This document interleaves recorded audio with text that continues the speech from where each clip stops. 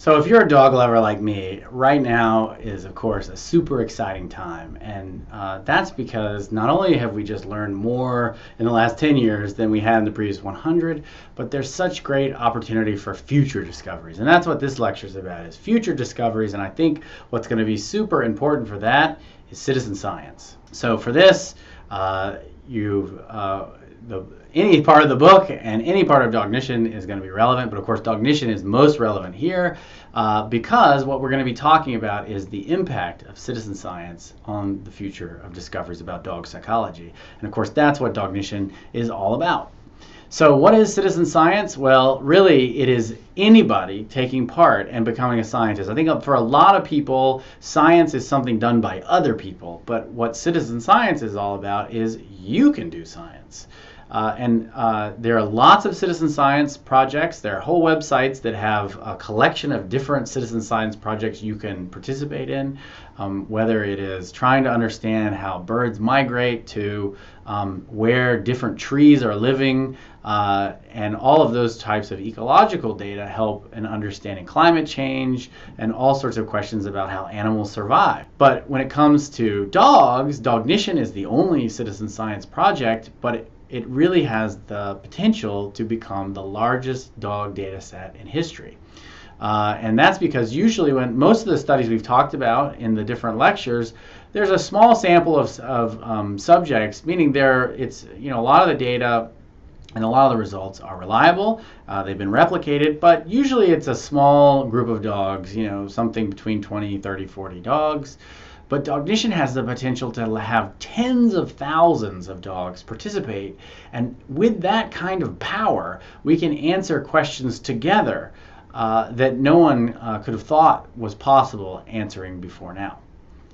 And of course, there's tremendous power potentially, because if you look at the population of dogs in different countries, and pet dogs especially, we're talking about tens of millions of dogs. And since Cognition is on a website, anybody can become a citizen science and participate in Cognition. And not only will they learn about their own dog, but of course we're all going to benefit as we make more discoveries about all dogs. The fun thing about Cognition is that we want all our data to be publicly available. So if you go to the Cognition website, there's a tab that says Explore the Data. If you click on that, there will be a menu, and you can ask all sorts of questions already with the data. So instead of guessing or having people disagree about strong opinions, we can actually look at the data to answer some questions. So if you're interested in how different breeds of dogs think, if you're interested in how age may affect dog psychology, all sorts of other questions you can ask. You can actually even see chasers, Cognition report on the Explore the Data tab, and ask lots of questions. And with that data, and this is the type of data you'll see at Explore when you explore the data, you can compare different groups of dogs to one another. And what becomes immediately apparent, as we talked about when we talked about breed differences, is that breed isn't really communicating what you might think it does. Because if you look at the differences between here, sporting and herding dogs in empathy, communication, cunning, memory, and reasoning, actually the two groups of dogs aren't that different, as represented by the dotted line for the herding breeds and the solid white for the sporting breeds. They're not that different, and that's because there's tremendous individual variability within any group of dogs. And breed is just not communicating what you might think it does, especially about cognition. Now, if you use Cognition profiles, the story is completely different. Cognition profiles really communicate about a dog's cognition in 5 different types of intelligence that hopefully many of you have tried to explore in your own dog, and can tell us really what kind of dog is this if you know their Cognition profile.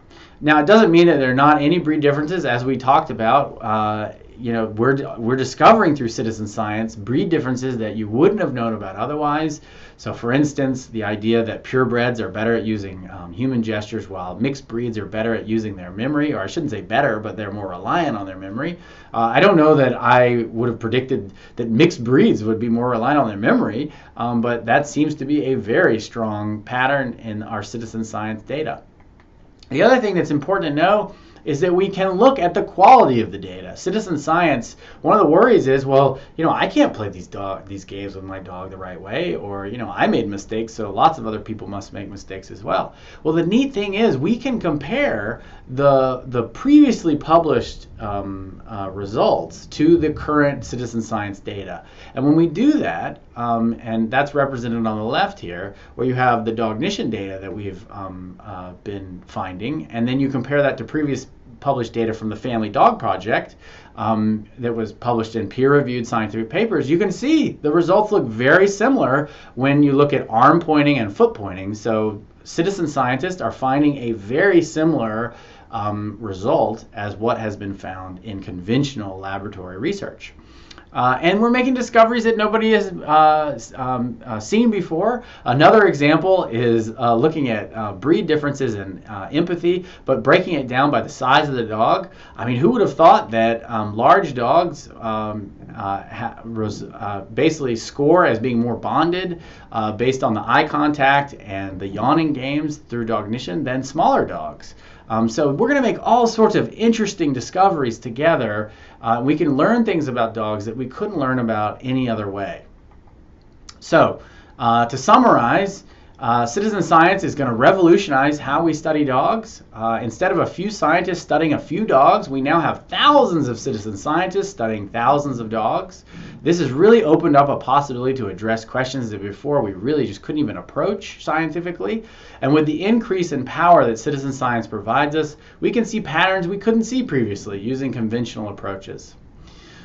So what that leads me to now is your dog. And in the final lecture, I want to talk to you about how a Cognition profile might be interesting to you and your dog.